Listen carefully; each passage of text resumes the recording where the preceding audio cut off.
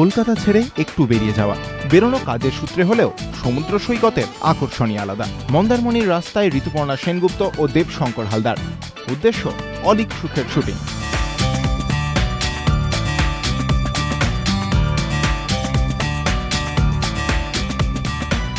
অলীক সুখের শুট চলছে কোলাঘাট ব্রিজের ওপরে। ঋতু, এখন যে শটটা দিলি, এরকম ঘটনা সত্যি কখনো আগে ঘটেছে? একটা দুটো তো ঘটেইছে। গাড়ি প্রচুর খারাপ হয়ে গেছে রাস্তায়, প্রচুর ফাংশন থেকে যখন অনেক রাত্রি করে ফিরতাম, হয়তো ভোরবেলা গাড়ি খারাপ হয়ে গেল, নয়তো ভীষণ ট্রাফিক জ্যামে আটকে গেলাম। আর এই স্ট্রেচটাই হয়েছে অনেকবার, কারণ এইখান দিয়েই তো আমাদের যাতায়াত করতেই হতো। সো অবভিয়াসলি তো হ্যাঁ, তখন বসে থেকেছি গাড়িতে, গরম গরম কচুরি খেয়েছি, ওয়েট করেছি, ঘুমিয়েছি, সেটাও একটা সফর। তা আজকে আমার ফার্স্ট দিন শুটিং অলীক সুখের, তো খুব ভালো লাগছে। এবং খুব সুন্দর করে ডিজাইন করেছে শর্টসগুলো শিবু এবং নন্দিতাদি। আমার মনে হয় যে এই ছবিটার মধ্যে একটা অসম্ভব ইন্টেন্সিটি আছে, এবং যেভাবে সাজিয়েছে ভেঙে দেবুদার সঙ্গে এই প্রথম আমরা হিরো হিরোইন হিসেবে কাজ করছি। অসাধারণ একজন অ্যাক্টর।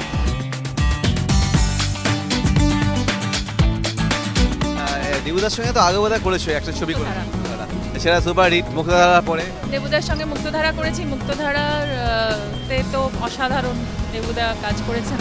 এবং আমার যেটা মনে হয় যে দেবুদা এমনই একজন অ্যাক্টর যে যে কোনো চরিত্রেই খুব তাড়াতাড়ি অ্যাটিজ হয়ে যেতে পারেন। এবং এই ছবিতে তো মানে ডাক্তারকে কেন্দ্র করেই গল্প, এবং অসাধারণ একটা চরিত্র। মানে আমি তো দেবুদাকে প্রায়ই বলি, দেবুদা তুমি বেশি ভালো শট দিও না কিন্তু, তাহলে আমার এক্সপ্রেশন কেউ দেখবে না। দেবুদার সঙ্গে প্রায় মজা করতে থাকি। দাঁড়িয়ে আছে, আমরা কথা বলছি যখন ঋতুপর্ণার সঙ্গে, তোমার দেবুদা দাঁড়িয়ে দাঁড়িয়ে শুনছি। দেবুদা, এরম ঘটনা আগে কখন হয়েছে রাস্তা যেতে যেতে এরকম তোমার চাকা পাল্টাতে? অন্যের কথা শুনছি না না, চাকা পাল্টাতে হচ্ছে না, এরকম আমার কপালে হয়নি, কিন্তু আমি সঙ্গী আছি এরকম অন্য লোকের সঙ্গে, সেক্ষেত্রে হয়েছে এরকম ঘটনা। চাকা তো পাল্টাতেই হয়, এটা জীবনের মতো, মাঝে মাঝে চাকা পাল্টে নিতে হয়। আর এই রুটটা তো খুব পরিচিত না রাস্তায়? হ্যাঁ, এটা খুবই পরিচিত রাস্তা, এবং এই রাস্তাটার সঙ্গে আমরা যারা অভিনয় করি তাদের প্রত্যেকের একটা কীরকম নারীর যোগ আছে, কেননা কোনো না কোনো শুটিং, কোনো না কোনো কিছু এই রাস্তাতে হয়ই আর কি। এটা খানিকটা শুটিংয়ের বেড়াতে যাওয়ার ঘটনা আর কি।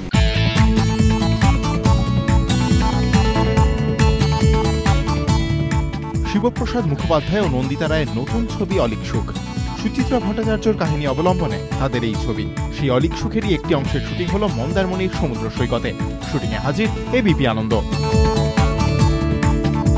সমুদ্রটা কিরকম বিষণ্ণ লাগছে আজকে, জানি না। আজকে খুব বাবার কথা মনে পড়ছে। আজকে আমার বাবার জন্মদিন, আর আজকে আবার অলীক সুখের ছবি শুটিং শুরু হলো শিবুর সঙ্গে। এটা আমার দ্বিতীয় ছবি শিবু এবং নন্দিতাদির সঙ্গে। ভালো লাগছে একটা কথা ভেবে যে আমাদের এই ছবির গল্পের মধ্যে এমন গভীরতা আছে, মানসিক দ্বন্দ্ব আছে, প্রেম আছে, উচ্ছ্বাস আছে, বিয়োগ আছে, এত কিছু আছে এই ছবিতে।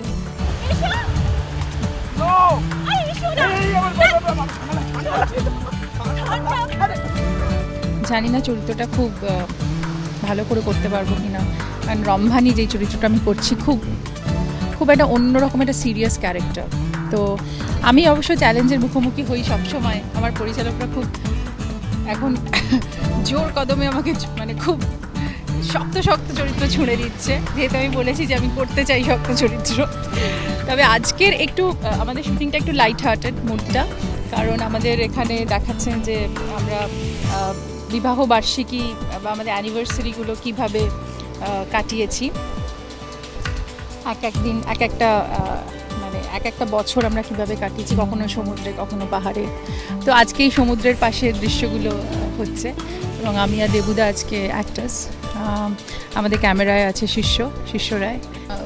ছবি আমাদের আরাধনা, ছবি আমার ভালোবাসার জায়গা।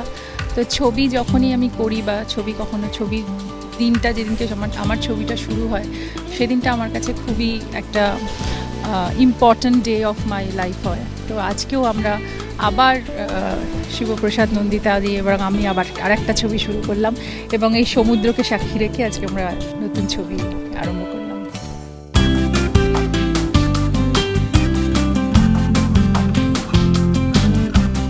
দেবুদা আজকে ওয়াটার স্কি করা এক্ষুনি দেখলাম, সঙ্গে নায়িকাকে নিয়ে ওয়াটার স্কি করতে লাগলো কেমন? খুবই রোমাঞ্চ লাগছিল, সত্যি বলতে কি ভয় লাগছিল, আবার একই সঙ্গে এটাও মনে হচ্ছিল যে আমাদের হয় না জীবনে যেরকম মানে এইরকম একটা সমস্যা সংকুল ঢেউ টেউ থাকে, সেই ঢেউয়ের মধ্যে দিয়ে গাড়ি চালিয়ে যেতে হয়, প্রায় সেই রকম একটা অভিজ্ঞতা হচ্ছিল। তো সব মিলে খুবই আনন্দ, মানে রোমাঞ্চ হচ্ছিল, উৎসব মানে উন্মাদনা লাগছিল, খুব মজার। আর ইনফ্যাক্ট এই সমুদ্রের জলের ভারী জল তো, যার কারণে তার উপর যখন মানে একটা গ্লাইডিং এফেক্ট আসে, তখন নিজেরও অভিনেতা হিসেবে মনে হয় এইরকম অভিনেতারা উঠতে চান, মানে সমস্যা সংকুল বাধার মধ্যে দিয়ে হঠাৎ হঠাৎ মাঝে মাঝে এরকম উড়ে বেরিয়ে যেতে চান, কখনো জলের ভেতরে লাগে, কখনো জলকে ছাপিয়ে তার উপর ভাসতে পারেন আর কি। ভালো অভিনয় বোধহয়, তাই সব মিলে খুব আনন্দ হচ্ছিল।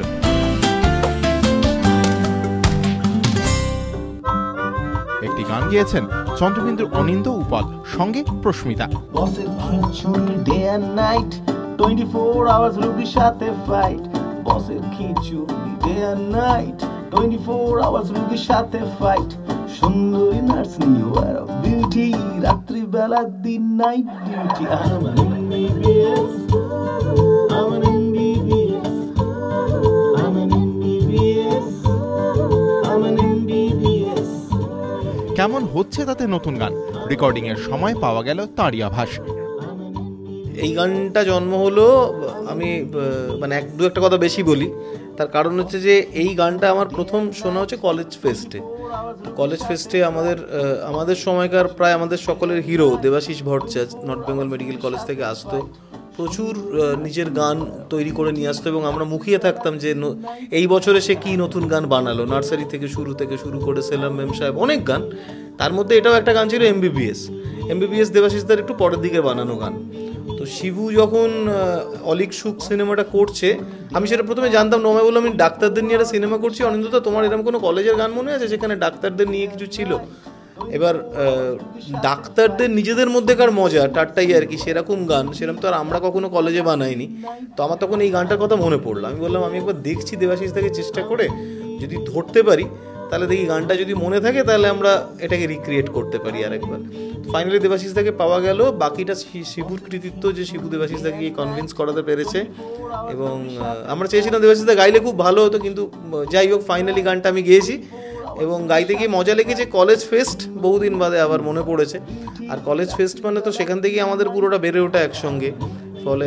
ফলে এটাতে এসে ক্যান্টিনের মতন করে উপল আবার একটা হারমোনিকা বাজিয়ে দিয়েছে, হ্যাঁ, বিভিন্ন লোক টেবিল চাপড়ে যেরকম গান গায় একটা গিটার নিয়ে সেভাবে গান গেয়েছে। আর এই পুরো জিনিসটা সাজিয়েছে রুদ্র, মিসিং লিঙ্কের অসম্ভব প্রতিভাবান একজন গিটারিস্ট, আরও অনেক কাজ করছে।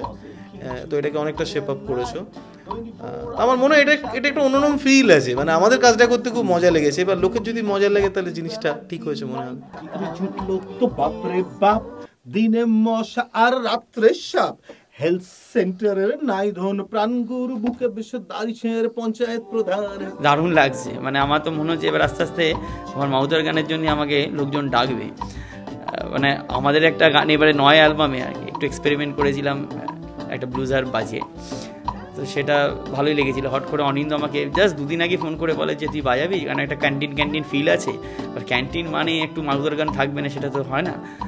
চেষ্টা করেছি, দেখা যাক কীরকম দাঁড়ায়, লোকজন যেরকম শুনে যেরকম বলবে, যদি মনে করে ভালো তাহলে নিশ্চয়ই আরও বাজানোর সুযোগ পাবো।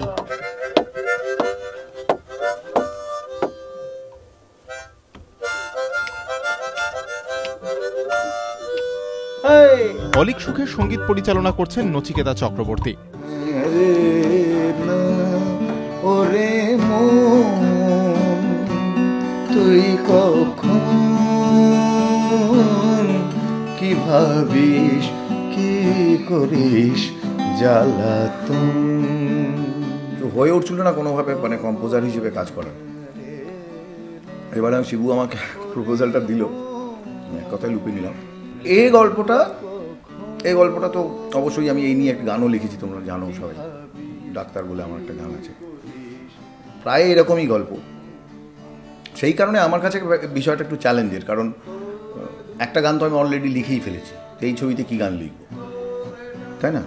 তো ওই রকম গান তো করাই হয়ে গেছে, সুতরাং আমার রিপিটেশন তো হয় না। তখন সেটা নিয়ে বৌদির সাথে কথা হতে হতে তো এই সাবজেক্টগুলো বেরোলো, মানে এই গানগুলোর আইডিয়া এলো, এইরকম গান, এইরকম ধরনের গান করবো। জোর কদমে চলছে অলীক সুখের শুটিং।